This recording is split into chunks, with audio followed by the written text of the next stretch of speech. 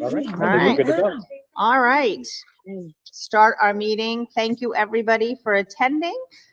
We have some good topics tonight, as always. We're going to start with autism support program.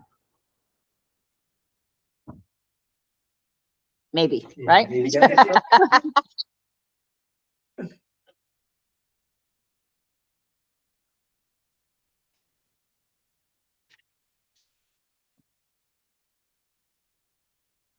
Good evening, everyone. I'm Lou Define, Director of Student Services, and with me tonight is Kristen Kinsey, our board certified behavior analyst.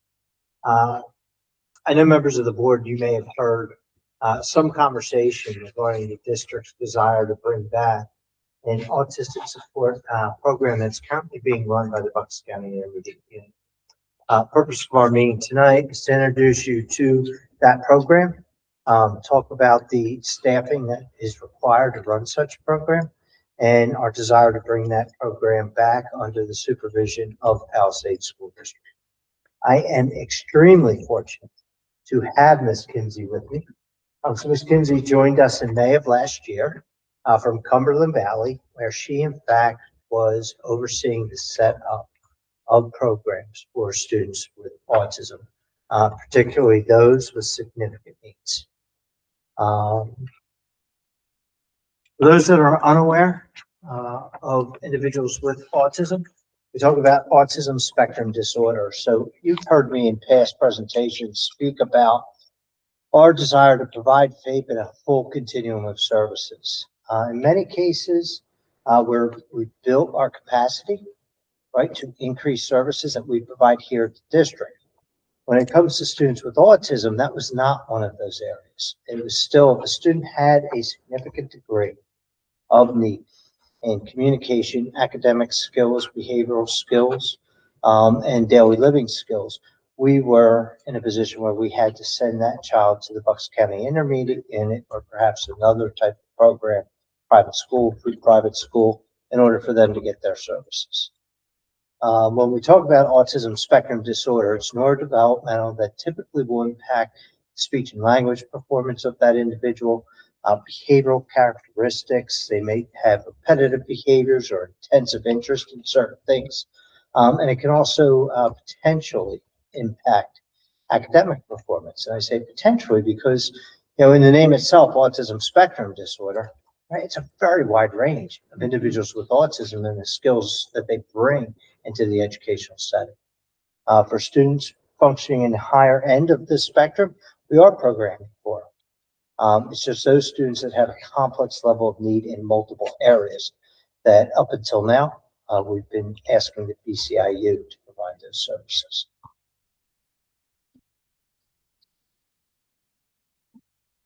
Thank you, Mr. Lafani. Good evening. Thank you guys so much for being here. To piggyback off of what Mr. DeFonte said is a couple characteristics of autism spectrum disorder. First is that social communication piece. That could be students are have challenging with that back and forth reciprocal communication. Those nonverbal cues, like when everyone stands up at the end of the meeting, they might be sitting there continuing to talk. Also just basic language communication, receptive, expressive language, interpreting social situations. Going off the behavioral patterns, students with autism love their routine. They love their schedules. There's resistance to change when a routine is interrupted. Those repetitive movements, that could look like stimming with their hands, speech patterns. They engage in echolalia, that looks like them talking, repeating something that you're saying, repeating a word aloud. Sensory processing, when we get to the team approach, this is really the occupational therapist lens of expertise, but that could be high sensitivity, so hyperreactivity to that could be sound, so wearing headphones, lights. Some of our autism classrooms have light covers because the lights, some students even hear the humming of the lights, but then also the sensitivity of the light itself. Low sensitivity, so that's that hyporeactivity, they might not react to it.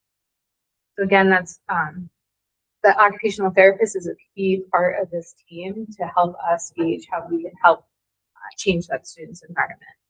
And then those intense interests. I can think of, I'm a former autism support teacher myself, so thinking and doing this presentations.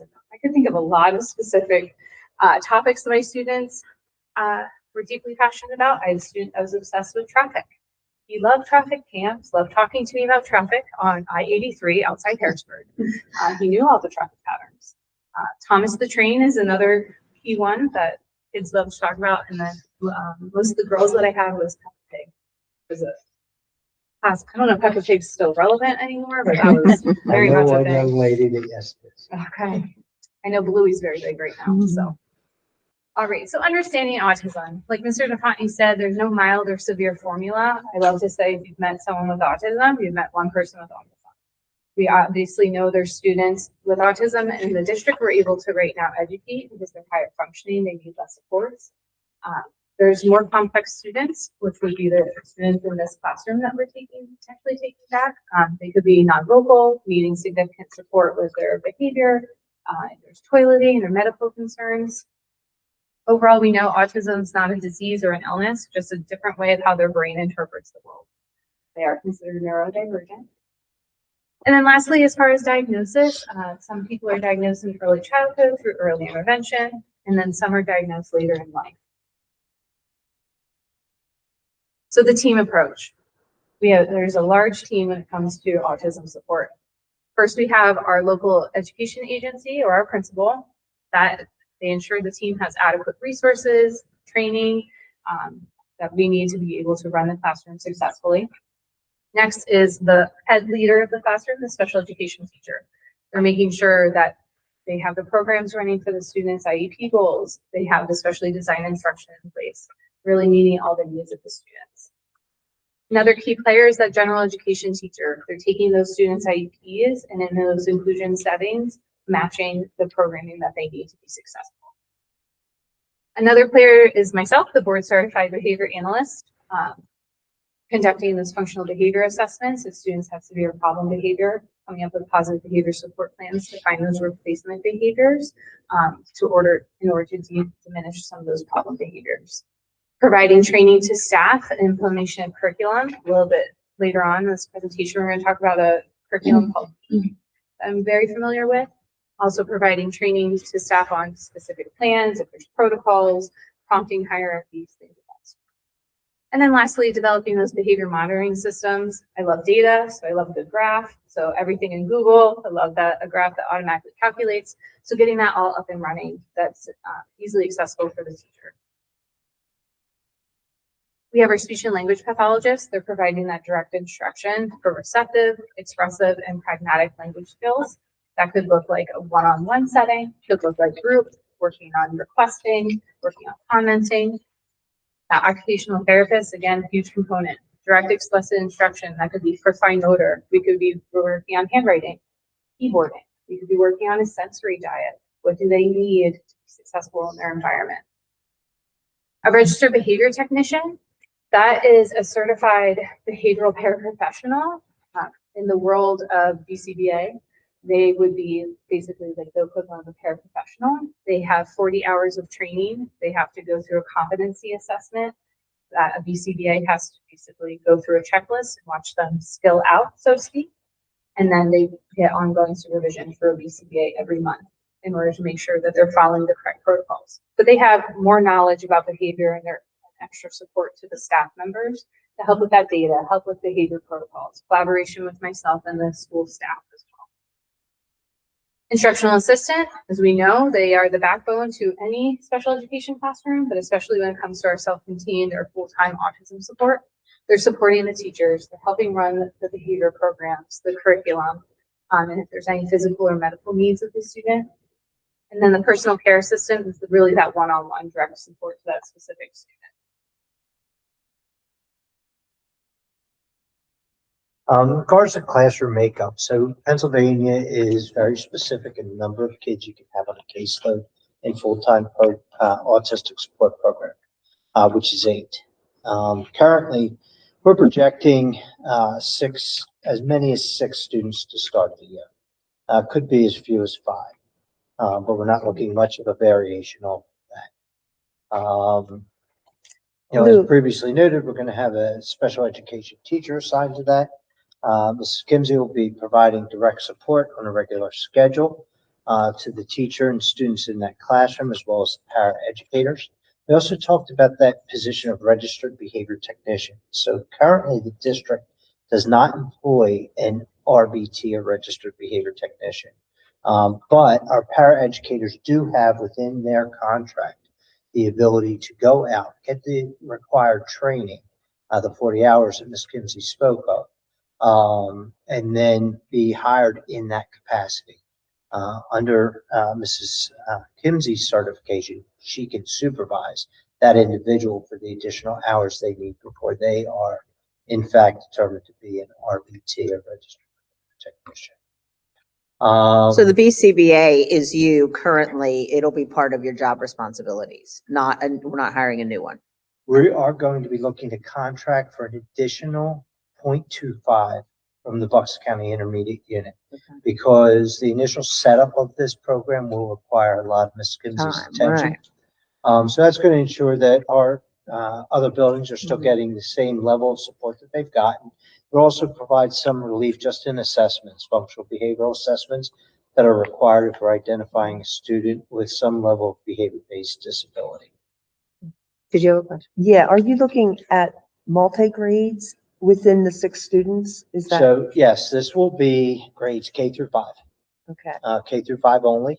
Another requirement of the state of Pennsylvania is students in elementary to be educated within a 4 grade span, or 3 grade span at elementary or at secondary, but you can get a variance. And in fact, students that we will be starting already have that written in to their existing IEPs. and this is going to be at one elementary building, or is it going to be at each? It'll be at one elementary building. This will be located at Springfield, so we are not changing the location Oh, it is. of the located existing in- program. Okay. Really, we're just taking over the supervision and staffing it with our own individuals. So we currently have an in-house at Springfield from the BCIU, from the IU That's correct. teaching. So the IUs, the IAs wouldn't change, the staffing that you're, The staffing will change oh, the staffing. because they will are change. all IU Bucks County employees. Intermediate Unit staff, with the exception of, and that was that next bullet there we see, the related service provider. So we will continue to contract with the Bucks County Intermediate Unit Yeah, for our speech and language, for our occupational therapy and physical therapy services. A request can be made of the IU, it already has, that they keep that same staff that's familiar with the kids, but I can't guarantee that they will do that. Obviously, they have certain considerations that need to be made when we're reducing the number of individuals that they're serving. so the IAs, so the staff that works with the autistic group and the teacher, they're IU people, they're not, That's they're not. correct. So we have to hire, we would be hiring IAs. That's correct. What is our retention rate on IAs? Do we, I mean, like, do we have a, is it difficult to maintain the staff on IAs? I really don't know that. It is to an extent. Yeah, we've done fairly well in the more designated programs, right? Where the Yeah. consistency of that individual working with the same teacher is the same. Mhm. People tend to stay there when they build that relationship. But where we have IAs that are more fluctuating in their roles, I think we tend to lose them more often. We do have a MOU with our current union that allows us to go to a third-party provider when they are unable, or we are unable to hire Mhm. an individual. I do remember that contract. Yeah, and that's to help us maintain that consistency, because obviously it's important for the kids, right? And it's important for me to say, that MOU does not mean that we won't continue to work to hire an individual for ourselves, Right. right? It just allows us to fill that void until we can get to that point. So with 6 students in a class, how many IAs would you need? So yeah, we'll be talking about that, but I'm happy to discuss Okay, it now. Go ahead. Well, we're projecting as many as 6, but I don't believe we're going to start there. Right? We're doing that for budget purposes, and I'll go through the specific budget items for you. Okay. But without a doubt, we could run it with 6 paraeducators in the room.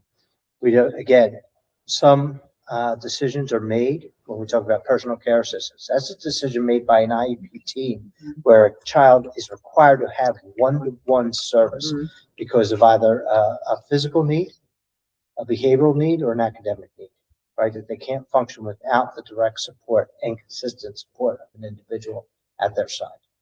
So that won't change. I mean, What's that? they already have that with the IU. If they so- already have one, then that's going to be put in place immediately, in Okay. addition to what we projected need for the staff. And as Ms. Kinsey talks about the curriculum, it'll probably become a little more clear Okay. as to the significance of having these additional paraeducators in there just to help support the flow of the instruction as well as the reinforcement for appropriate responses.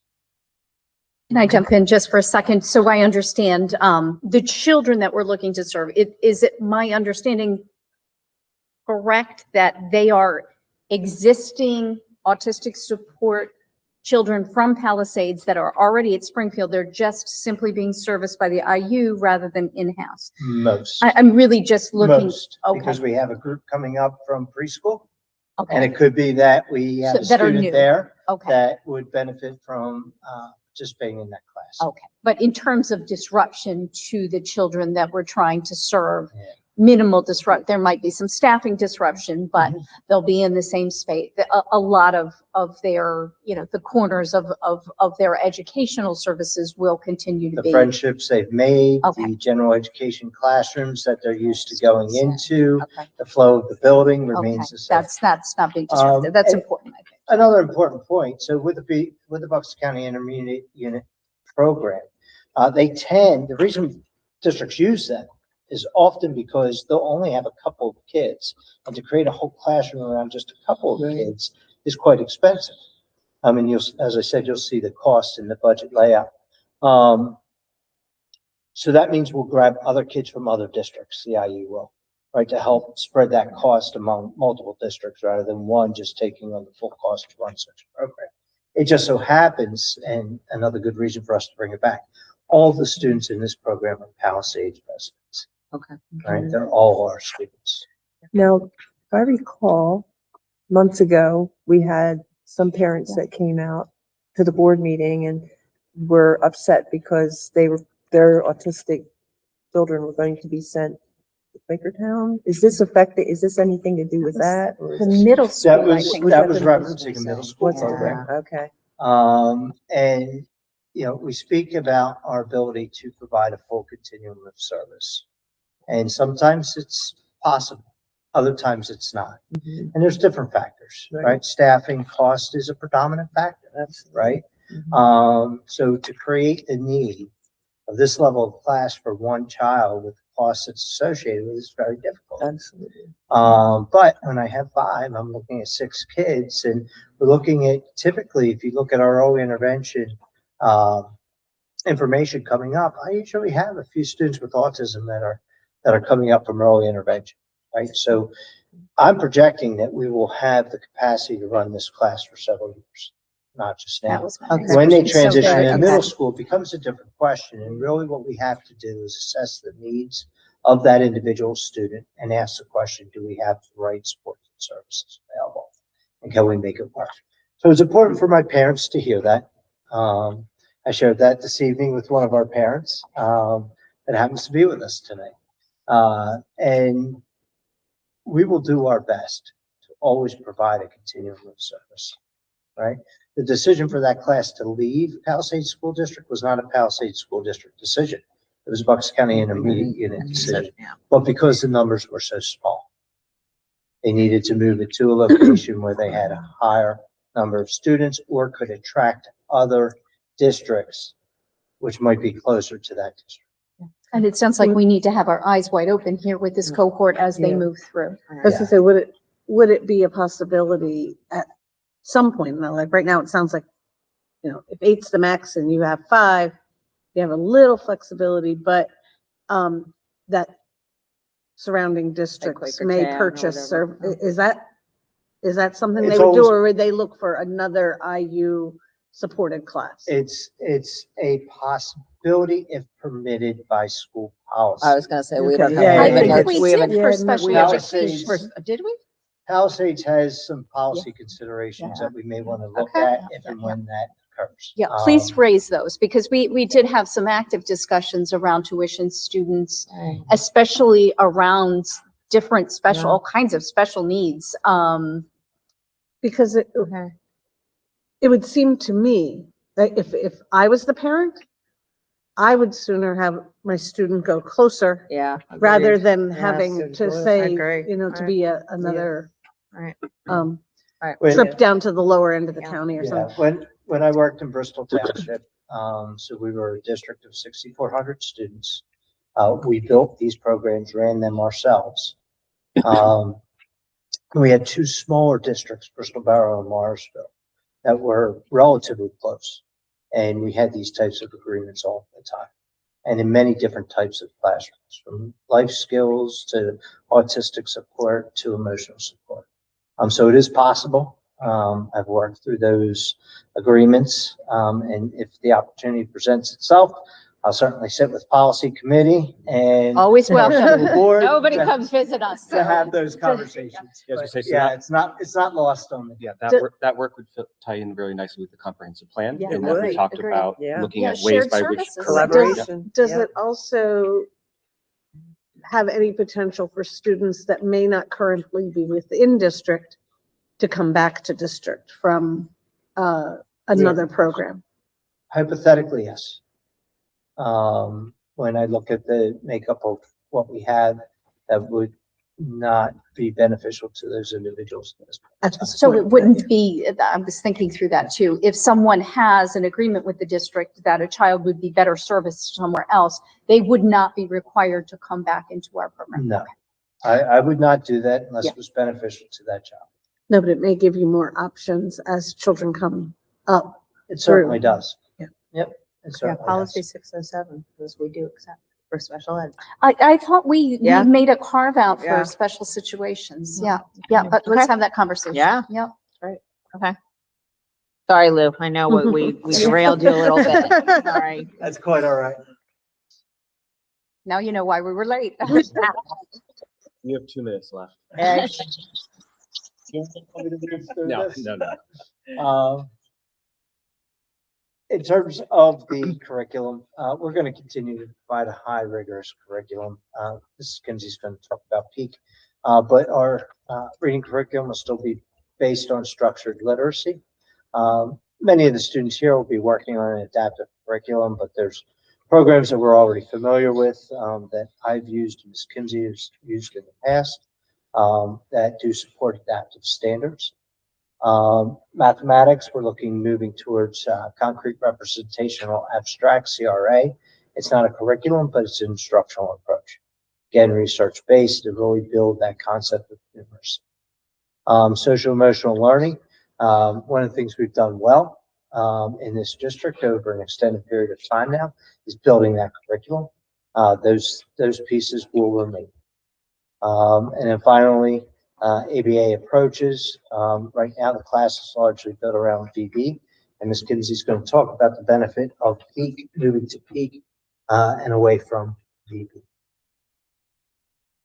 Sorry. Try, Michael. You're good. Apologize in advance. There's a lot of jargon when it comes to applied behavior analysis. So please stop me and ask questions as I go through. So currently the Autism Initiative through Patton is verbal behavior. It's a very strict program that the students with autism are in, and they're currently receiving in Springfield Elementary. My experience with verbal behavior is it only reaches skill sets to 4 years old. So I'm going to go a little bit later and show a couple graphs of how PEAK, it's a different curriculum. It's actually also an assessment tool, just like verbal behavior. But it really works on teaching language and skills to children with autism using relational frame theory, which is a fun little phrase. Relational frame theory is basically teaching, my example is if you teach a child the spoken word taco, then we're teaching that the spoken word taco means the same as a picture of a taco. Then we're generalizing that the picture of the taco means the same as the written word taco. Not confusing at all. It's so easy to pick up. But it's very different than verbal behavior is very rote memorization. It's almost like a drill and kill situation that the students memorize.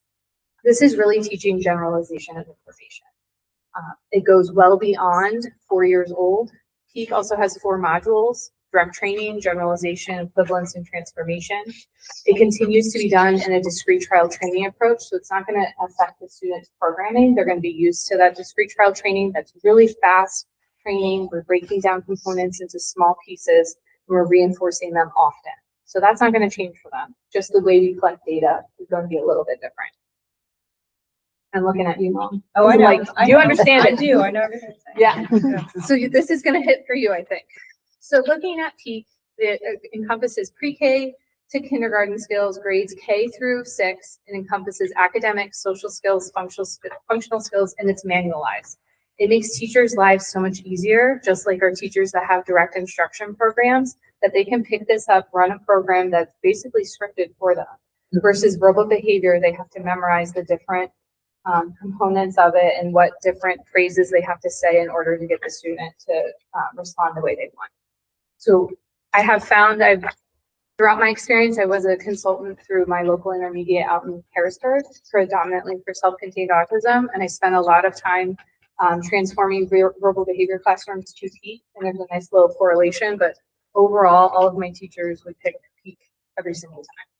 Another overlap, you can see VB, MAP only goes to 4 years old. Peak is taking us all the way up to high school. And the VB MAP also, when run strictly as Patton runs it, students cannot access academic skills until they fill the entire map. Versus Peak, it presumes competence that we're going to be starting those academic skills as soon as the student is ready. Versus VB MAP saying, well, we need to meet all of this criteria first before we can even get to learning our letters or our sounds or numbers. Lastly, this is the same thing, just in a Venn diagram. Peak's based on that relational frame theory. VB MAP's based on B.F. Skinner's verbal behavior. Again, that's all rote responding, and that's through the verbal operants, where Peak is really working on that generalization piece. And the data collection, instead of doing cold probes every morning, it's trial by trial. So they'll have more opportunity for responses, and it's based on content. So it's not just a, did you remember it at 9 o'clock on Tuesday, or did you not? It's really working on those skills. Okay. Any questions for me about Peak? I could go on all day long about it, but that's a little snapshot. The IU is using the VB program? IU is using the VB MAP. So talking about potentially having students from other districts coming, talking to Erin Miner, who's our TAC consultant through IU, it sounds like not many, if any, districts right now are running Peak in any of Bucks County. So that would be a little, unique opportunity that we would have, because most of them are running verbal behavior.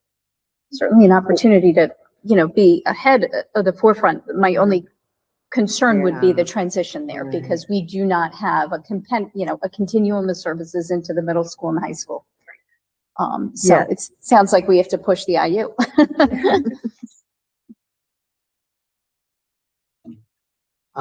So beyond the value of the district providing its own continuum of services to our residents, right? There's a cost savings, and it's significant. Yeah. Yeah. Really significant. So, obviously there's going to be some startup costs. And if you take a look at, those top figures, down, to sensory, it's going to come to about 9,400 in the initial year to get the classroom up and running, right? That will be a savings every year thereafter. Technology is one of those things that is built in every year. Will always be built in at that cost, because many of the students don't have verbal communication. So we're working on what they call augmentative communication and augmented communication devices. So I always have that cost available when a kid needs a particular device and or software to support their communication needs. There's also that initial cost of training. We want to provide ongoing training, but the first year's training is going to be a little more substantial, involving training from Kristen around Peak, crisis prevention, intervention training as well, and then training just around verbal and behavioral prompting and responses. In regards to salary, so when we take a look at our costs from the Bucks County Intermediate Unit, the cost of tuition for a student in that classroom will be $107,000 per student and change. It's like $107,243, I think, per student. Right, that's where that $643,440 comes from. We run that ourselves. We've taken a look at, and we purposely put, one of the higher teaching points on the scale. So masters plus 36, we use that teacher salary as well as our paraeducator rate. That would be over, 180 days for 7 hours a day, and the addition of a couple extra paraprofessionals in there. So we're projecting our budget on 6. We really anticipate being at 4. Right now might become 5 because I know one individual has a personal care assistant. But with that said, we're looking at a potential cost savings of $300,000. And that Yeah. includes all the IAs and the personal Yeah, assistants. And that'll include the additional cost for the BCBA. The related service providers will be pretty much even. Right now, we're already paying for the related services for those students. It's just about me shifting when you get the Bucks County Intermediate Cost Schedule that goes out in June for your approval. You're just going to see that I've transferred some of the funds from the upper level, which supports IU classes, down to the lower level, which supports district-run classes. And we've already had those conversations with Bucks County Intermediate. So you would have to be hiring a teacher for the class that you're. We'll be looking to hire a teacher as well as paraeducators. Yeah. Again, within those paraeducator group, if someone wants to put in the work to become an RBT, we'd be looking to hire that individual for ourselves. Right now, I hope to have a conversation if the board supports this decision with our union to allow me to hire a third-party RBT until such time one of our staff members becomes certified. At which point we would interview them, and if they're the viable candidate, we'd put them in that place. Is certification expensive? No, so go ahead. There is free training, and then I want to say the fee, there is a test they'd have to take. It's pretty minimal, maybe $150 that they'd have to take. And then all the supervision monthly that they would require would be through me. So Yeah. it's already figured out. And their current bargaining agreement allows for tuition reimbursement. Yeah. And we would certainly That's where I was going. constitute anything they would do in this regard as reimbursement. All right, questions we haven't asked already. That we haven't asked yet. That's right. Yeah, that, I guess, biggest, and this came from someone else, but the whole IA issue, because it is difficult to get, to staff with IAs, and we'd have to, I mean, it was but the IU's issue, we didn't have to deal with it. Now you would have to deal with it. And that's real. That's a real concern. When Kristen and I first proposed this to Kristen. I said, I want to sit and have this conversation with you. So when she was hired, I knew, from which she came and that she had the expertise and experience to do this, help get this program up and running.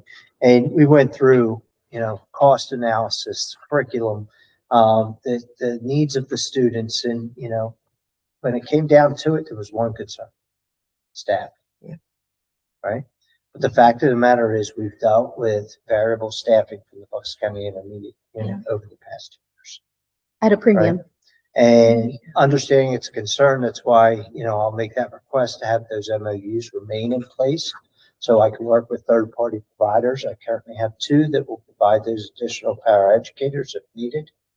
And we'll work diligently to try and get people on staff. When they cannot, Ms. Kimsey can adjust schedules to be there, as can I.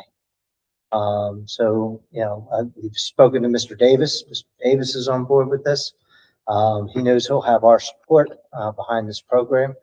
That loan concern wasn't enough to keep us from moving forward. We will find a way to make it work. If we would move forward with it, we would want to have updates frequently, I would think. Yeah. We'd be happy to. Yeah, I mean, there's everything here that I like. I just want to make sure, to be at 99%, 100% as accurate as we can because I don't want to switch around for these children. Yeah. I don't want to switch around. Change is hard on everyone, but, especially Particularly. for some of these children. And I just don't want to go back and forth with, I do worry a little bit about that. So I know Bucks County isn't using Peak. Is anybody else? Do we know other organization or other districts or? When I spoke to Erin Miner, there was one district that was looking into it, but from my understanding, no one else is running it, but it's very similar to verbal behavior. It just Okay. encompasses so much more, Okay. but it's run in a similar fashion, just data is collected a little bit differently. Do you know what Lehigh Carbon, what they're using? I believe they're using verbal behavior Are they too. too? I can tell you, like, the majority of the state is using verbal behavior. I come from central Pennsylvania, outside Harrisburg, and that's where we're seeing the switch to. It's so much Okay. easier than. So Peak came out after VB. That's why it's not as popular. Sure. correct? Well- Pretty much. And the patents initiative is VB. So when you have patent consultants that come in, they're implementing verbal behavior. Right, their own thing. Right. As a parent, I prefer Peak. Just so you know. Can you tell us your Yeah, name please. and Samantha. some, because So I we do put work it in the High notes. school. I'm an Okay. IA in the high school. Okay. And I do have my RBT. Dr. Donnelly, do you have you need info? We need your first and last name and what township where you live. I'm in Oddsville, Tell me your last name again. Petrata Spendetti. Okay. You got that? I need you to say it again for me. You know, I just lost the voice, Okay. 'cause I always say Petritas. Petrata Spendetti. Close enough. Okay. All right, perfect. Thanks. Yeah. Very interesting. Okay. Other questions from, And this might be thinking forward, but as children move through the program from elementary into middle school and high school, and you said there is not such a setup at this point for that. Are they, I guess it would depend on their level of need, staying in district or moving out at So, middle school or high school level. yeah, there's a process in place, right, for, students with disabilities. And it's been built this way to ensure that kids aren't just stuck in one place forever. And that's the reevaluation process. Depending on the disability of the individual, it has to occur every 2 to 3 years. When our students are moving into that 4th to 5th grade year that are in this program, I will be recommending that we conduct such a reevaluation to help us establish the level of need that they require, right? Where that level of need continues for direct reinforcement of skills on a consistent basis and a need for it to be presented in a small group setting, I'll likely be looking towards the IU to take over those services. Because it may be, unless things change, and they may, but it may be that we don't have the staff that can be with that child in professional staff, that could be with that child in a one-to-one setting. Now, if that child can benefit from being in a larger classroom, but getting a parallel curriculum, we're doing that. We're doing that right now. That's already occurring, and we're getting better at it. So they're the kind of decisions that have to be made, but this reevaluation process will help teams and families get to that end decision. Individual basis. I have a question. Now you're doing this at Springfield. What if you have a student at Tinicum, coming into kindergarten that, you see would benefit? Are you looking to Then Get we them? would be looking to move that child to this classroom. to this So, classroom? yeah, again, special education is really, really specific on the considerations we need to make, beginning in that general education setting. And then if that's not beneficial, moving towards more restrictive programs, right? So we're always looking at it through that lens. But if we get to a place where we look at all the benefits and needs of an individual and say, yeah, it really needs to be in this small setting where they're going to get intensive support and instruction, we would look to move that child to this particular classroom, so long as it doesn't exceed that maximum caseload of 8 Yeah. students. so what do you need for us as a committee to do? It doesn't look like there's. This is informational at Okay, this point. okay. You will be voting on a budget. And this right? would be part If of that this is budget. agreeable. Got it. This will be part of my budget considerations. And you'll see those changes both in my budget to our board as well as the Bucks County Intermediate Unit schedule of costs So you're looking to do this for the next fiscal? Yes. for the 26-27 school year. So they already said. Just a question really of timing, because I think what's important to me, and I suspect the board would be, we'll have to vote on it, but the board vote tends to be a little late in the year. Right. And my biggest reaction here is I'm supportive if the Parents, families are yeah, the supportive. parent- That's a really good point. So I would, and I know you don't like to socialize things before they go through the board, but I really feel like I don't want to do this to the families, but rather in partnership with them. Well, at least they're not really moving anywhere. right? Exactly. I mean, that's why we were yeah, asking. yeah. But if there is a way to do this so that we can have an informational meeting or in the IEP process, so that folks understand the motivation to do this, the pros, the cons, all that stuff as we get into that vote, not necessarily for purposes of the board and the vote, but to get everybody shored up, comfortable, ask the questions before we even get close to September of next year. That, to me, that's the priority Yeah. here, is making sure those families feel They good know. with this Right. decision. So letter was sent to each of those families by me, Okay. inviting them this evening. Oh. Oh, okay. Also, Okay. And Thank you for coming. Yeah, thank you. so, yeah, Okay. it's Okay, not great. lost on Okay. me. That's that There awesome. may be some Okay. level of concern. Great. One of the things that I mentioned earlier is that the Bucks County Intermediate Unit, particularly relative to this classroom, has been in flux for 2 years now. Their staffing of it. So So that was- they that they was- haven't had the same teacher all There the was- time? Well, this year they have a teacher. But last year it was intermittent. This year it's a brand new teacher. It just So it's spoke not to like me we've that had the same it's a teacher over good the time for years. me to Oh, bring this okay. back under my Okay. supervision to ensure Okay. consistency and Yeah. continuity of instruction. I think if you look into Peak, I know you like taking up a research base. I think you'd be You pleased. take a peek. I'll take a Uh, peek at Peak. Come on. But I think you'll be pleased. As Okay. Ms. Kinsey stated, it provides a larger continuum of curriculum, in regards to scope and sequence, Okay. than VB does.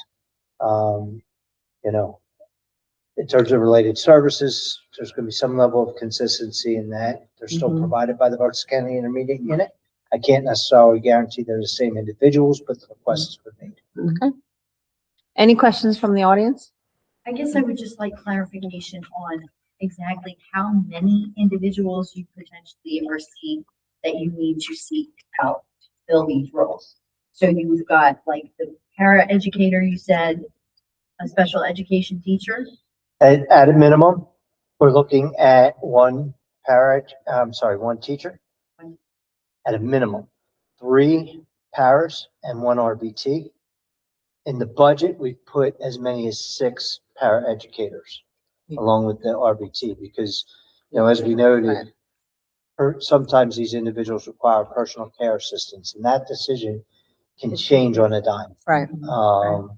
Student may present with brand new behaviors that we haven't seen. We'll take the initial approach to change interventions to correct the behavior, but if it doesn't, it may require the direct support of another individual. And I might have to hire that individual right away. And that's included in the numbers you put That's up there. That's why we have in my budget numbers, Yeah. we include as many as 6 paraeducators. Okay. But in our discussion, we could run it with 4 paras in that classroom. Okay. So Linda, go ahead. Well, so if I'm understanding, then you have, so minimum 5. Is that correct? Minimum 5, minimum, potentially, we think we can run it with a minimum of 4 paras, one of those being an right, RBT. but then the teacher, And a teacher right? as the so professional Right. 5 positions, at a minimum. right, at a minimum. Thank you. Any other questions? Okay, thank you so much. Thank you. Thank you. And I'm so appreciative. I see on here the presentation was updated because you corrected a typo on the slide. Yes. Thank you for that. I've had a tough week. It wasn't until today that I recognized it. Dr. Donnelly is like, woohoo! How's your vertigo, by the way, Lou? What's How's your that? vertigo? Better, I drove today. Oh, you did? Okay. Yeah, That's good. I could go left to right today. Oh, It's that's good. good. I can't move up and down. Okay. Oh my gosh, got it. We're getting there. Okay. All right, well, thank you both. Okay. All right, administrators, professional learning. Thank you. So, thank you. One of the goals that the board provided for this year is to build capacity of district and building leaders through team and individual professional development, et cetera, as you can see.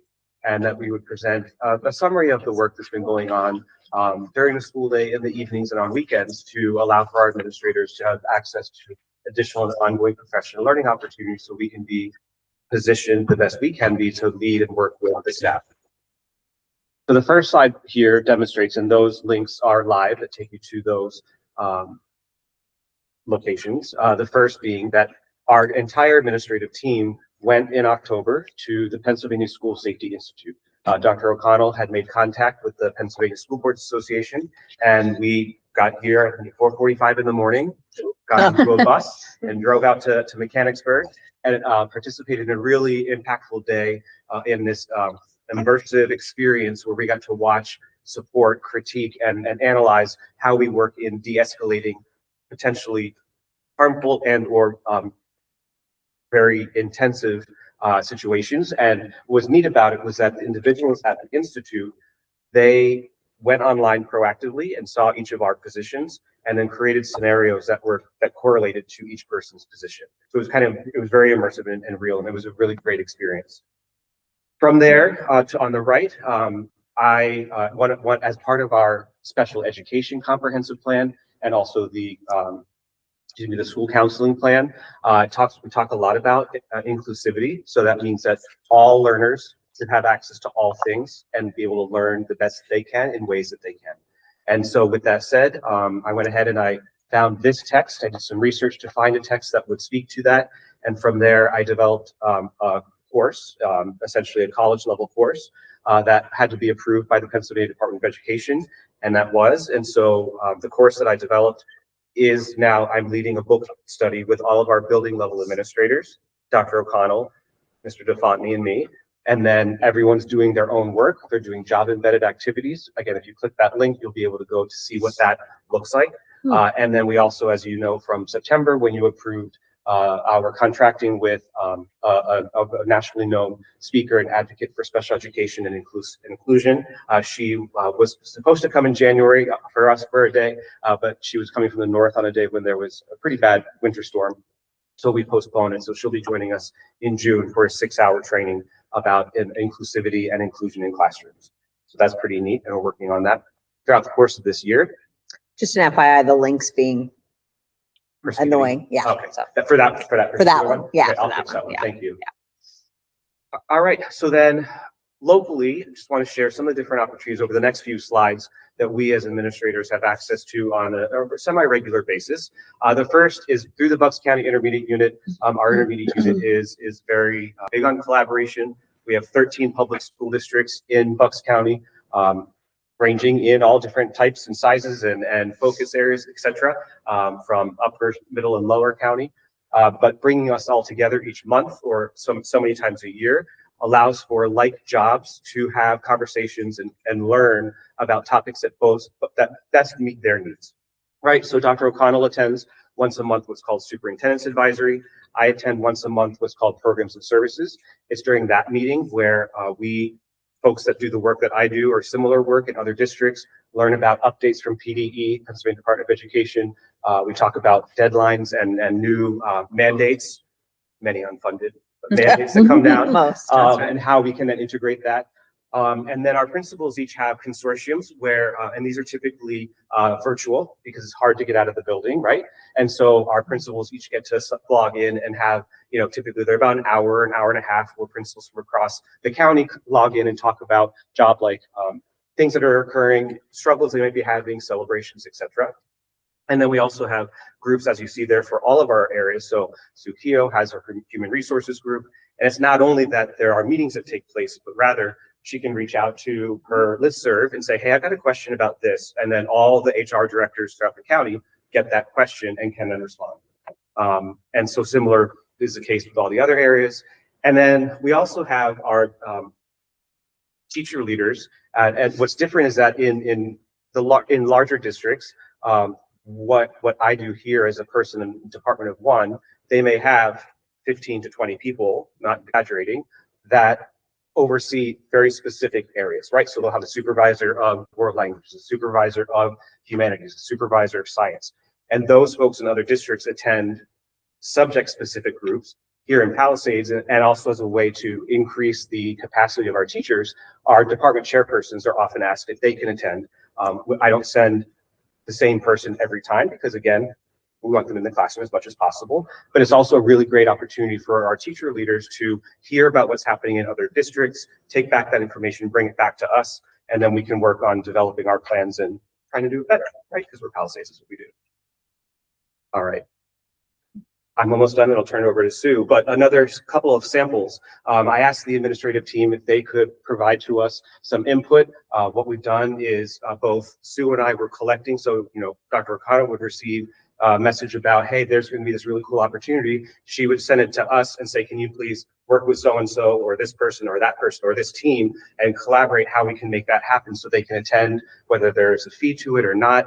Again, any fees that are associated are already built into the budget that I presented to you, that I present every year, and we're very judicious in making sure that we have we diversify who has access, and that goes for both administrators as well as our teachers. So one example is Kagan Cooperative Learning. That was a really interesting workshop where it talks about the importance of structured student interaction, right? So how are you working with kids and talking and being consistent in the work that you're doing, the words that you're using, the actions that you're taking? And so Mrs. Schlosser, as a first-year elementary principal, went to that workshop and found it to be very, very meaningful. Again, as you just heard, we're doing a lot of work behind the scenes on understanding autism. So that workshop was participated in by Kristen and by Lou. And then our data warehouse, another example, every year Linkit, they do an amazing job of providing workshops where folks, school leaders can go and learn how to understand how to dig into the data and then how to work with their teachers so that their teachers are empowered to dig into the data. So in addition to that, I had our success manager, I guess is a good term for her, account manager, Kelly, she's great. She came in on our professional learning day in March, and she led a half-day workshop for all of our middle school teachers. So I had them create short-term and long-term goals and using the system and getting their hands into it so they now understand, here's how I can gather data from our MAP tests, I can compare it to our Firefly tests, and then here's how I can work with my students to improve specific outcomes. And then we also get King's Cry is a law firm, and they offer us multiples once a month free webinars, lunch and learns. And this is a list of them that they offered this year, and it's offered to all the admin team. And a lot of us will attend them. They're around an hour, and then bring it back to our admin AST meetings once a month of what they learned and share it with the team. So this is an example of those. And the good news is that those are all free. And another example for CSIU is our platform that runs, that Chris runs all the accounting, the payroll, all the business offices run through CSIU. And so these are free webinars that, for example, Colleen, myself, and Chris have attended since we took over the payroll portion of it. And it gives you updates all the time of budgeting, HR modules, and salary, and how we can automate all that now. So that's an example for CSIU with the software. And on the right are examples of training at Carl and say Al for the safety, the district-wide safety committees are on. They attend to keep up to date on all things safe and like the active shooter training and keep safe. And again, all of the examples here are provided by those entities are also free. So, and there you have it. That's a summary of a variety of different things that we do. As I said, sometimes it's during the school day, sometimes it's in the evenings, and sometimes on weekends. But again, we believe that it's important that we're up to speed with as much as possible to be the best support system we can be for our teachers and students and families. So thank you very much. Thank you. Questions? No, I don't. You do. Yeah, so first of all, thank you for this. And roles of principals, especially building level principals, have changed significantly over the years. And when you look at like all of these things that they have to do, but I would, as I look at, you know, every month that it comes up as to who's going to what professional learning, you know, I see very few of our principals going to professional learning that's involved with instruction. And, you know, I appreciate bringing up the cooperative learning, you know, with Kagan. But, you know, literacy's big, math's big. You know, I'd love to see more of our administrators doing more with instruction. I mean, again, I know they have a lot on their plate. No, absolutely. And we can work on that and keep that as a focus. I also would share, or be remiss if I didn't share that when we bring presenters in, so for example, the data presentation, Like everybody Dr. goes to Spearing that. was part of that, Okay. right? So there's just an Okay. assumption Yeah. that one of the things that, and I didn't say this, I apologize, is that what that I value, another thing that I value about our district is that our administrators are present during professional learning I was going to in ask many you ways, that. and Yeah. So like in when they many do times. CKLA and things like that. Exactly right. Yep. Again, in other places I've seen it sort of be like, oh, that's just for the teacher sort of a thing. Mhm. Like our elementary principals, all three of them, me, others, were in every single training that occurred for CKLA, right? Okay. So there's that. But I do think, and I do hear you about Yeah. strategically looking at and identifying areas that we could, if there are specific workshops Yeah. locally or Right. what have you, to. Especially in areas Yeah. where, again, you're looking at that data. Exactly right. Right, Yep. so. Perfect. And then the second one, and this is, I totally take responsibility for this. When you and I talked about doing the professional learning plan, Mhm. I thought it was focusing on what the professional learning is going to be for next year for our teachers. Oh. That's what I was thinking. And Ah. I didn't ask questions, but maybe we can do that in, you know, May, June, or August or something like Yep, that. so that could be for August. Okay, that'd be great. That plan comes together, and Joanne Allen's on our team, as well as others. So now, since the comp plan was approved, I have the list of nearly 20 stakeholders or more that involves teachers, community members, and business owners. Awesome. And then Amber Schlosser will work with me for that committee. Okay. And we meet in May. We go over the calendar for next year, and then we assign sort of different types of times. Yeah. Specifics there within aren't always fleshed out at that time because they're Sure, moving correct, targets, sure, but yeah, right. we'll have that available. Okay, and it goes back to kind of the last meeting we had where we talked about the comprehensive plan, and we saw things like, you know, MTSS or middle school teachers not having enough time to meet with high school teachers or things like that. Yeah. So, yeah, so that, again, my apologies. I thought that the professional learning presentation was that. Ah. So, that would be great to maybe do that in August. Yep. All right, and, oh, Can I sorry. ask something? Michael, do you and Bridget do walkthroughs in the buildings, like the elementary schools, like do you visit classrooms? Does that? It does sometimes. I would like for it to be more, but I don't really have a whole lot of time with all the things I'm doing. But that being said, I can tell you, not to skirt about me and what I'm doing, but I've worked with all our elementary principals on creating a look for document and walking through every single classroom X number of times. And then we come back and we discuss the data that they've collected, which then provides for me information on what sort of professional learning opportunities we may need to bring back or even create. Similarly, I've been working with Carl and Rich at the middle school, and we've done the same thing for math. And then they'll walk through, since they're in the building, and then I'll meet with them every month to go over what they've observed. And then again, that feeds into what sort of plans we're coming up with. So, but to say, would I love to be in classroom? Sure, because when I was also the principal, if I were having a bad day, I'd walk down to kindergarten and feel real good. Yeah, it's not true. Yeah. Well, that is. In my opinion, I think that is part of your professional development, you know, for all of the principals and the teachers and yourself. I mean, you know, that's important. Yeah. Yeah. Audience. All right. Come on, Jill, you have that. All right, so that takes us to discussion, which is 26, 27, hard to believe, EPS dates. And I know Dr. Donnelly is going to pull this up, just, you know, and I'll say that, you know, I asked, you know, just what everybody wants, a few more meetings. I asked for a meeting in August. And, you know, and I said, maybe we could, now that we're talking about like the PD, but we could also just talk about almost the year and what we'd like to hear more and see. And then I think what else do we put on here, Michael? June, maybe not, maybe it was just August. It was Maybe just August, but then you had okay. mentioned you'd want to talk about time. Oh, yeah. Well, so we have 6:30 and I'm saying, do we want to change to a little bit earlier? And I'm not saying that because we want to continue to go till 8:30. But I wanted to just ask if we wanted to do 6. Sylvia, does that work for you?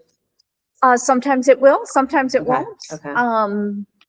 I just thought I kind of feel bad with our administrators who like come in early in the morning and then they have to stay till like later at night. So I thought if we could, move up a little bit earlier. And of course, that doesn't mean we can still go till 8:30, which means I have to talk less.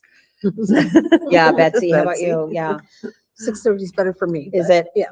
Is it? Doesn't matter. to me. It's half an hour one way or another does not break me, so I am Right. flexible. All right, well then we'll. Depends on whether you're gonna have an executive session Yeah, prior Prior to. to. That's the first time that we've done that in a couple years, actually, that we've had an executive session before this Guys, meeting. I'm packing them in at this point. I'm gonna ask you for your All right. schedule for the next one, All so. right, we'll stay with 6:30. Are you okay with that? Oh, yeah. Okay, 6:30 works a little better for parents. that is You can true. get kids dropped That off is to true. basketball and then here. That is true. Okay. Pre-K counts. I also asked to put this on here. I had some discussions with some community members, and I know we're getting to that time of the year where Dr. Donnelly, I did look at the contract, which looks like goes to June 30th. Okay. And so last year we had in May approved the contract for the year. So I think we're probably gonna have to do that again this year. So we can go back and look at that. But I think it's a good time for us to, again, talk about this topic of, do we want to bring tuition students into pre-K? Last year, when we talked about it as a committee, we said no. And the main reason was because we didn't want to become competitive with the preschools. We didn't want to take away from the preschools that are in the community.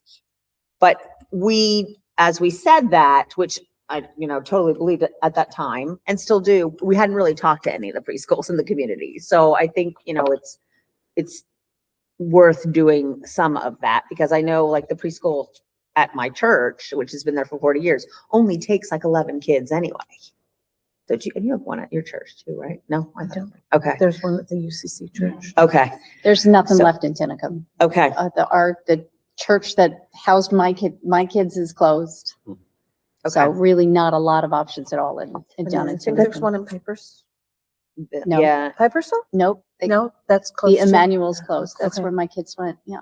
And then, Betsy, do you know when you're going to know how many students you're gonna have? Like, does I that- think They it's enroll- out now, right? It's out It's now out and now. they enroll up to. Yeah. Up to the up day. To the day. I mean, we, unfortunately, And you're limited to That's a what number. parents- You're limited to 17. 17, yeah.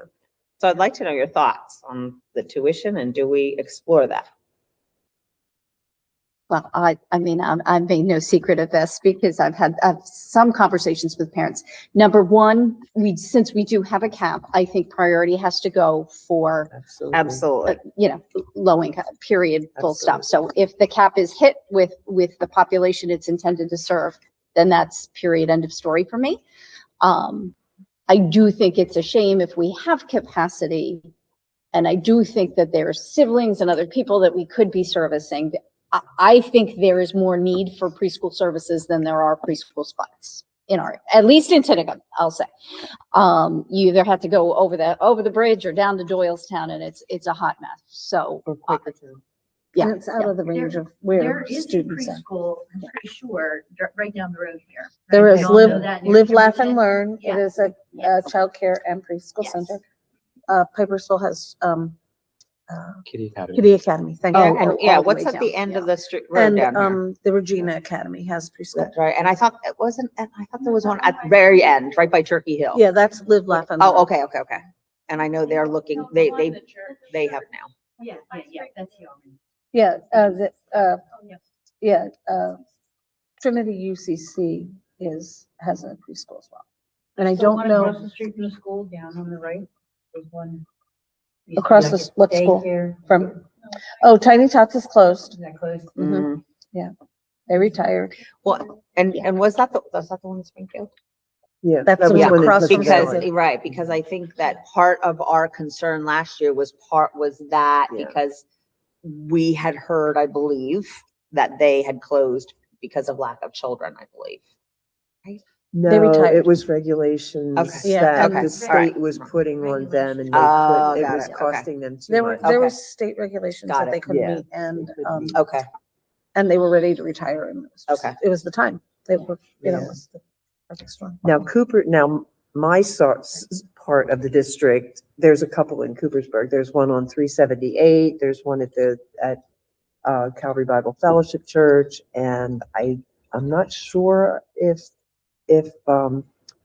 the Meridian Church, they might have one too. So there's a couple of them over on the west side, but there's nothing in the Pleasant Valley area. Would there be anybody who could, because I know Donna, before she retired, she was going to put this together, but I don't think she got to it. Would there be somebody who could kind of see if they could pull together the information so that, you like know, as far we as like can- where preschools are? Yeah, Yeah. locations of preschools within the district or even close, you know, like with Tinicum, you've got kind of close to Quakertown, you're probably Oh, no. Doylestown. Doylestown, Yeah. closer to Doylestown, yeah, that. Should check with the intermediate unit. They have, Yeah. I believe Yeah. there's Good idea. I believe there's a whole list that they provide to families, who are looking for, preschool programs for their children. And if I could interject an opinion, Please, Yeah, I mean, I think to Sylvia's point that there are probably more students who could benefit from preschool, pre-K programs than there are slots. So I would go out on a limb and say that by opening up slots for tuition paying would not necessarily negatively impact other opportunities that exist. Because what I've heard many of you say is that a lot of those are religious based. So clearly, one, you would probably subscribe to that religion. And if that were to be where you wanted to go, that's where you would go. But then for other folks that maybe are not as religious, right? This would be an opportunity where they could, and it's also more centrally located, right? Live, Laugh, Learn is the only one within our borders that's relatively close to Durham. Tinicum has none. Folks down at Tinicum, some of the kids I get, where we would get, go across the bridge to Milford in New Jersey. And we'd rather keep them in Pennsylvania. It And, would and we're also, talking about a couple, I mean, Right. I Yeah. do think we're gonna hit 10, 12, 14, you were in that range. So right. we're looking at a handful of spots. but if people come to us and ask and we can't fulfill that, it would be good to have something to hand out and say, Yeah. well, you know, these are options that are available to parents, because, you know, they do want to send their kids to pre-K. So. And it's an opportunity, I hate to talk about branding in the educational context, but to bring people in the Palisades fold, you know, to bring people into the family. And, you know, we struggled with public school or not, and that's an important kind of dip your toe in the water, even though it's not really but it No, is but an it- opportunity to kind of see what we're all about, and that's not a bad plan. I also think it's something, that Marie brought up when when they were talking about math, I think. It was one of the mid-year, reports, and she had made a comment that they had found that kindergartners coming in didn't have, and this was specific to Durham Knox, skills that they need. I currently have a meeting set up with them tomorrow morning, actually, to talk about like what, you know, what type of skills, what can preschool do? So the more kids that you can get into preschool, Yes. the better. And if that, you know, if preschool can allow, I mean, we do have some limitations because of being state funded and having that limitation by following that the curriculum that they provide. But we also do have flexibility to be able to say, well, you know, how can we bring this into what they're doing? And I'm going to open up to the audience in a minute. I will say, and again, I don't want to speak for other people, but I know there are some board members who do not necessarily believe that like we're doing the pre-K because there was a grant, that it's not necessarily, we don't want to do this as part of K-12 public school. That's So the big thing. there is some feeling about that. So we're going to have to navigate, through that if we decide to probably move forward with this, I would think, so. And as a side note, I did invite the pre-K director to Okay. the kindergarten registration event. Okay. And it was quite successful. She got a number of folks that were interested. So she. So you might have a full. All right, audience? was gonna Joe, go say ahead. to Sylvia's earlier point, and Dr. Donnelly's just now, that in order to make sure that we're reaching the intended population, it would be great to also include a plan for more outreach to make sure that we're not missing them. Yes. You know, that it might be that it looks like it's full and we've given everybody that opportunity, but it might just be that people don't know that exists. That's right. So I think it would Agreed. be really important to make sure that it is out there enough Very much so. that we do bring and as many people who need that service as possible before we open it up. to Lifespan do others. the advertising? Yeah. Does Lifespan do the advertising or what? How do They do, but it's out in all of the elementary schools have Mhm. applications and flyers. It's gone through the patch, Principals Yeah. newsletters. and, yeah. Where does it go for people who wouldn't have, who would Right. do? It would be in the district, yeah. That's, that's the hard part. That's the Yeah. hard outreach. Yeah. I think they've done some things with, like, just community event where they say, free preschool is Yeah. available at, because there are multiple locations. I mean, we're probably the furthest one out here. There's multiples in Quakertown, like, probably, They have a whole. I'm gonna building, guess don't they? 6 or 7. Libraries, Yes. you know, Mhm. Yep. there's Right. libraries or things like that. Like, there's gotta be some other way to help get new people who don't have siblings who would have access to this. Yeah, I mean, because it's through United Way, There's a word out yeah, there. there's Yeah. a wide outreach, of places that I don't know all of them, but places that they have, flyers and information Those out. could be entries. Yep. Harold. Hmm? The Herald. Yeah, the Herald. Yeah. Kathy, can you talk to Kathy? Linda, were you gonna say something? I'm sorry. Okay. So what I'd like to do is, we have to look at that contract and 9 chances out of 10 at our next EPS meeting in May, we'll probably have to talk about that and then, come back to this topic. And what I'd like to do in the meantime is talk to, and you too, talk to a couple of preschools, get some of their feedback and perspective on, thinking about doing this. And let's come back at least with some, last year we made some assumptions that this is how people felt. Let's come back with some data, my favorite word. Maybe it's what is your capacity and do you have a wait list? Yeah, Yes, yes, are you at capacity? right. Because If we open they're- a few spots, would you feel as though it takes away from you? Kind of thing, yeah. Because if they're at capacity and they have a wait list. That's right, Then here's an opportunity. that's right. Maybe It for. could be. To grab a child that could wouldn't be, have the yeah. experience. Yeah, and then we're gonna have to figure out a process as well as, When? where the money goes, which I know the answer to that question. Golf? Okay. No. Yeah, that was good. I didn't say it tonight. It's because what time is it for me? I There you don't know, go. but, That's I'm right. at 2:00 in Okay. the morning. So I'm sure this is gonna come back in May. Perfect. Okay. Anything else? Okay. No expenditures. All right, Michael, published article informational. Yeah, And then sure. So Zello. in front of you and then also attached for the public. But before that, I do have in your packets, there is a list of, last meeting you asked for a list of all of the Yes. elementary we teachers who could send a teach note. CKLA. So I'll leave that to you to discuss how you want to divide up who's going to write letters to whom. But that information is all there for you. Thank you. I'm not writing in cursive. We gotta send her back to school. Yeah. I don't even think I can anymore, but I don't mean If that. I've gotta learn how to ride a bike. I you've do gotta so learn how much to on, ride a bike. I do so much on computer that my. The bikes I'm have, sorry, the guys. bikes have arrived Oh, to yeah? Tinicum Sorry. anyway. They're at Tinicum, some of them. I write all Yep. of them. Um, the published article, so on the board docs, I do have listed, so the famous Dylan Fidel, once again, has published in a journal, The Physics Teacher. So this is his article on a baffling brain behavior, lessons on inertia.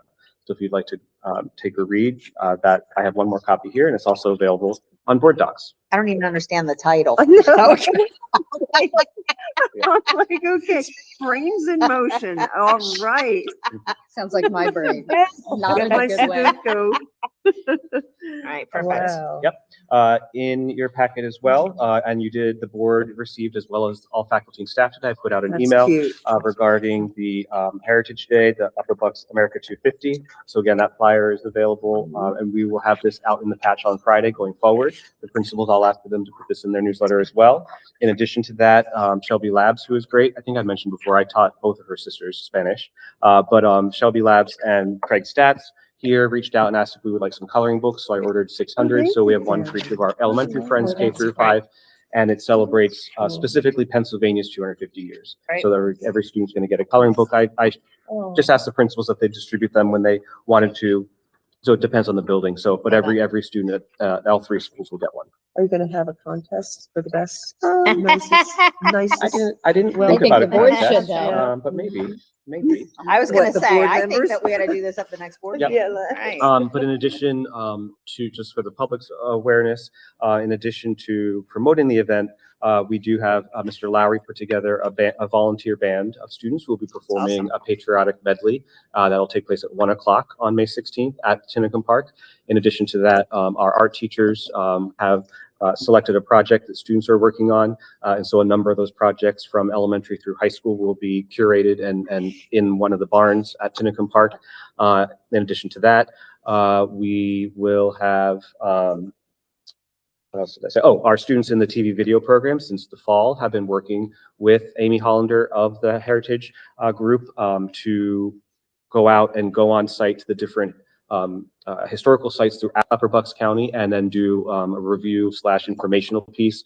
Also taping some of the folks that are on the planning committee with me who are very, very into history, which is very awesome. I've learned a few things. They are dressing in character, and so the students are taping them, and then they're going to put together a video montage, which will be playing during the day in between speeches and talks that will be given about the impact of our region on America's independence. So we've had students from all levels participate in this, and our hope is to have lots of families attend. And if anyone wants to volunteer, there's a link, and a link will also go out in the patch. We are looking for volunteers to help throughout the day on May 16th.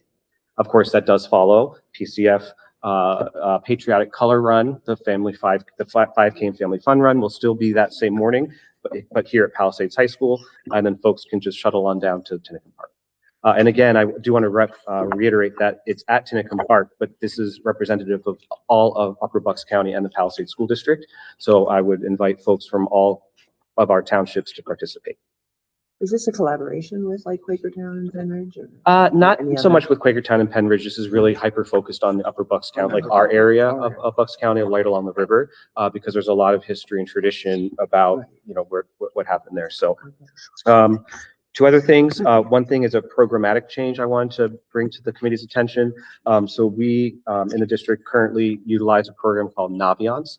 Naviance is a, basically it's a sort of it was an initial college career readiness program. Through that, students can request letters of reference to go to colleges and universities. They can make some applications and things like that. And we currently have that just at the high school. We did have it at all levels because when the state required us to figure out how we would collect our artifacts for the college and career readiness component, we thought we'd give that a try, but it was just way too cumbersome for our students in K through 8. Wasn't being utilized. So without that efficiency, I stopped paying for the K through 8. Since that time, I've had many conversations with our school counselors and with Xello, Xello. That is a platform that does what Naviance does, but on steroids in a good way.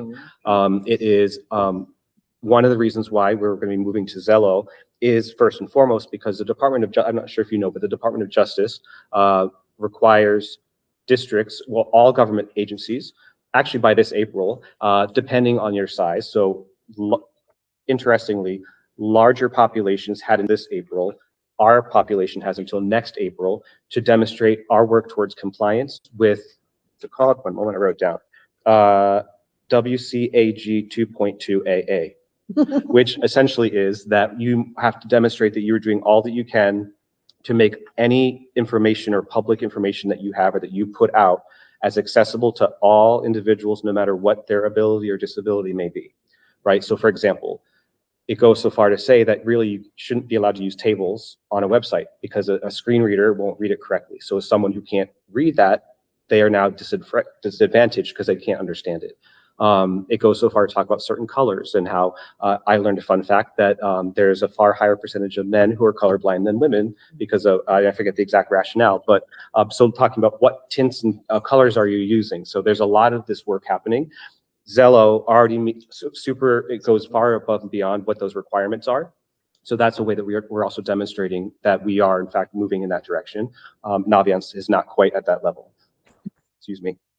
A couple of other quick things about it that are really cool. It's growing in numbers in Pennsylvania. There are more than 150 districts in Pennsylvania. In fact, a couple in Bucks County are jumping on board. I believe, I don't want to quote the states, but there are a few states. I believe Florida is one of them, maybe Oklahoma or Kansas, where the entire state uses this platform. And it's really neat because as of July 1, you know, the financial literacy standards are in place. We've had our course for years, but this platform also includes components where students from kindergarten through 12th grade can access and can put in, like, I'm interested in being a firefighter. And then it will show them a video about firefighters. And then it will give them ideas of, here are the things you should study that if you want to become a firefighter. Here's how much money you might make. Here's what you need to do in school to better prepare yourself. Eventually, after we've given it a year to kind of really get our feet wet, we have the ability to have it talk to PowerSchool, where it can take a student's courses and then based off of your career interests can recommend you from our course of study what classes you should consider taking and in what order, which is pretty cool as well. We won't need counselors. Oh, I wouldn't. Now, we're getting ahead of ourselves. And then the other great thing too is I'm working with Anne, who I met at a conference I shared with her how in Pennsylvania, effective July 1 as well, we have to demonstrate in the district that all students at the high school, well, at least one time in high school, all students have to either fill out the FAFSA or have a documented opt-out. So that goes into effect next school year. So I'm working with her to create that in the system so that we can then run it rapidly and then can reach out to those families of students who have either A, not filled one out or opted out. And that's a new requirement for next year. Because we needed more pressure to do the FAFSA. Oh, dear Lord. And more pressure for us to figure out how we're going to be in compliance to monitor that. So there you go.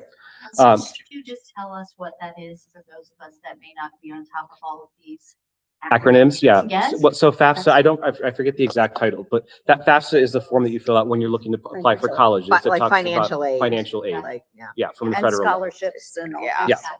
Yeah. Yep. And then when it comes down to pricing, the way that it works is that the price for Zello for if I were just to get the high school is equal to or a little bit less than $5 than Naviance, but I'm expanding it to be K through 12, so there is an increase in price. But I have budgeted already for as if we were going to use Naviance at the high school, and I can then take the other and I can use grant funding to supplement that because it's an expansion of the program. So there will be no additional costs outside of what I've already requested in my budget to move to an even better platform. There you have it.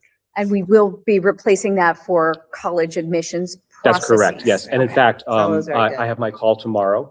And what they're doing is they're opening our program now, so we get 3 months free. And Gary and I had a call today, and we are going to be able to download anything and everything currently in Naviance. So we lose nothing, kids don't lose anything. That was And gonna it, be my and it goes, question. How and it does gets it? transferred right over, Yeah. and then everything's there, and it Because I'm becomes sure even there's some easier juniors. for them. We'll also Yes, do I'm some ready. training sessions for teachers and students, and I would love to have families as part of that as well. Yeah, So. I've long thought that the district could really use how the heck to apply to colleges Right. and do other Yes. things. Yeah, yeah. I learned not pretty, not Right. gracefully, but Free application for federal student aid. Yeah. That's what it stands for. Yep. All right. Yep, and then the last thing, just to bring up to speed, is that we had a really great kindergarten registration event. We changed things up a little bit this year, so we had a one-night event. We had tons and tons of kids and families come. It was 10 or 12 that we didn't even have on our radar showed up. Kelly Tabrinia, who did a really great job running with Mike crazy ideas. And we had color-coded stations, and we were able to help grown-ups work through the process. I was there to help translate for some families, and we got people registered. Those families that were pre-registered completely, of which there were 35, which is amazing, got a golden ticket, and they got to run down the hallway and get a backpack. They got a T-shirt that says Palisades Pirate Class of 29. And then they went into the cafeteria. We had stations set up where we had school counselors, we had some teachers, we had the principals. There was our ESS substitute service was there to get people if they were interested in becoming a substitute. The pre-K program was there as well to garner interest. And as I shared, some folks provided their contact information. Literally every single child left the event with a smile on their face and so excited to show their backpacks and what they had inside. And it was really neat. One of my favorite moments was when Carol Scoggin here at the high school was the greeter, because she's super great at that. And a little boy came in very dapper, his parents dapper as well. And he walked up and she said, "And what's your name?" And he said, "My name is Teddy, like Teddy Roosevelt, the very best president in all of U.S. history." There we go. So He's going to second grade. He's right? going to second grade. See that? Civics are happening already, That's Linda. right. See That's that? right. There we go. So it was a great event. As of last check this evening when I looked, we are currently sitting at 70 students who are registered. Okay. And my goal is I'm going to put out a notification again through a variety of channels, inspiring folks to try to at least pre-register at some point in some way, shape, or form by May 1st, because at that point, I'll be able to make the most accurate placements to which school you would go. So that's our goal. Are we still doing the screening? No, so we are not doing screening. This is not just a Michael Donnelly thing, but sort of. I philosophically don't agree with the screening that takes place in March or April. Those itty bitties are still 4 years old, and the amount of growth that occurs between March when they register and August is exponential. And therefore, and we're already screening them when they come in the first two grade days of school. So we do the For universal services, screener. there's, Yeah. speech. Correct. And Speech services and other things. yep, Yeah. and those students that are part of that program already through the IU, we're aware of that, and Lou works with those families to ensure that continuum of service continues once they start kindergarten here in Palisades. But the universal screeners will do the first couple of days of school, which gives us even more accurate data because now they're with us and they're part of our system. And there were no tears, and there used to be tears. So. Can I just say something? Yeah. I hope this board listens to what this man does. He is busy 24 hours a day. I don't know when he sleeps, but I mean, I appreciate you so much and what you do for our families and our children in this district. You bring so much here. It's incredible. Well, thank you. It's very kind of you. And Any other comments? Yes, we Questions? have a fundraiser Saturday night at BW. Doors open at 5:30. Tickets are $50. You can go online to Palisades Community Foundation, pay there, or pay at the door $65 for the ship. All money will go towards getting the ship.